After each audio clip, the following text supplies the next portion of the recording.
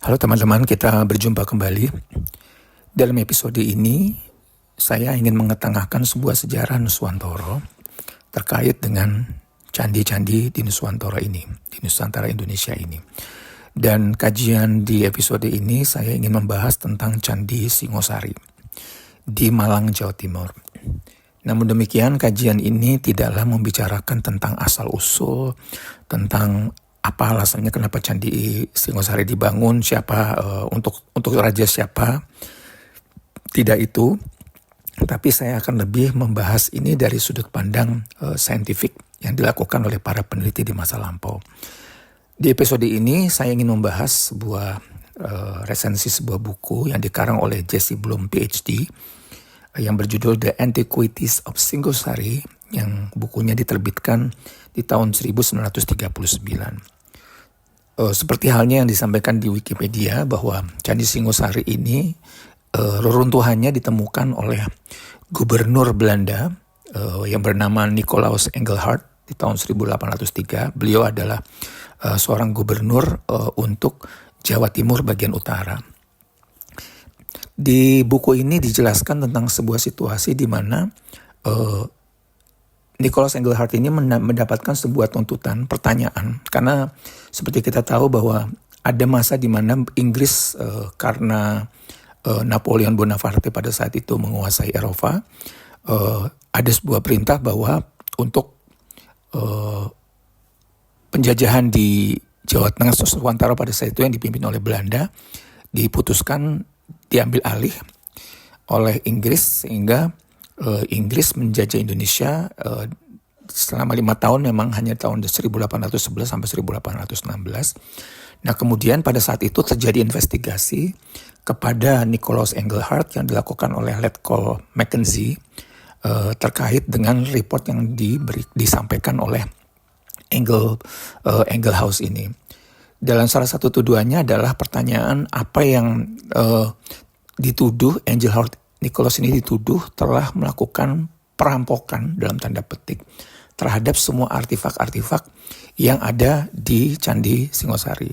Sebenarnya yang dipertanyakan adalah hilangnya 6 arca yang selama itu diduga berada di dalam Candi Singosari dan kemudian oleh Engelhard diambil dari lokasi itu dan dibawa ke tempat lain. Walaupun dalam laporannya Nicolaus Engelhard mengatakan bahwa ada alasan mengapa yang bersangkutan mengambil atau memindahkan 6 arca itu dari sana. 6 arca itu adalah, pertama adalah arca Durga, Dewi Durga. Yang kedua adalah arca Ganesha. Yang ketiga adalah arca Nandi. Yang keempat adalah arca Mahakala. Yang kelima adalah arca Nandiswara, dan yang ketujuh adalah arca Baiswara. Nah, yang menarik di sini adalah bahwa Engelhard menyatakan bahwa dia melakukan itu semata-mata karena memang pertama masyarakat di sekitaran Candi Singosari sudah benar-benar tidak mau dan tidak peduli dengan candi tersebut, di mana penduduk di sekitar candi memang penganut agama Islam yang dalam buku ini disebut dengan Mohammedanism, ya, jadi pengikut dari Nabi Muhammad.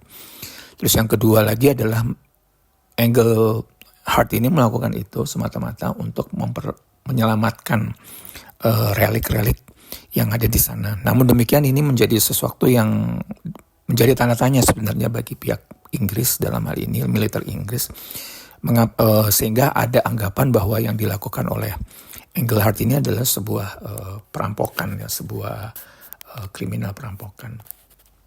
Nah ini menarik sih teman-teman, bahwa terlepas dari investigasi yang dilakukan oleh Inggris pada saat itu dan kemudian Engelhard sendiri harus mempertanggungjawabkan, dia harus memberikan gambaran apa yang sebenarnya terjadi.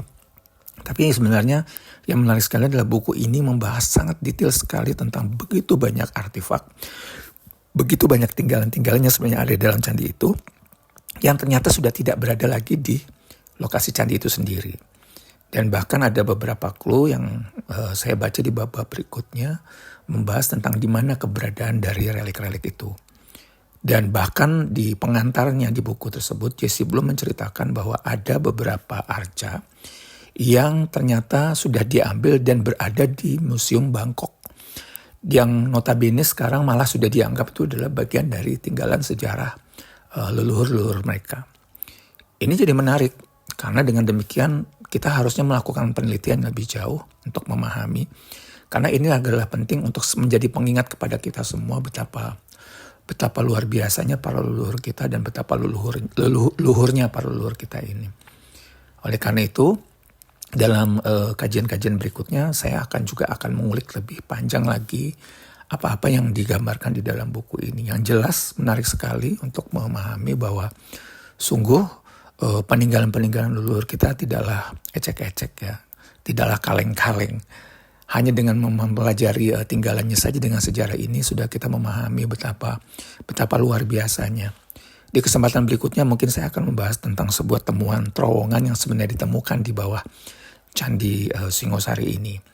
Yang mana notabene bisa jadi ada rencana pada saat itu untuk dilakukan penelitian lebih lanjut, tapi kemudian terjadinya revolusi kemerdekaan sehingga yang seharusnya menjadi inisiatif untuk dilakukan oleh pihak kolonial pada saat itu tidak bisa diteruskan dan masih menjadi sebuah misteri apakah benar bahwa lokasi atau posisi candi ini sebenarnya sangat luas, tidak hanya sekadar sebuah petak di mana candi Singosari yang disebut dengan Candi Menara ini berdiri.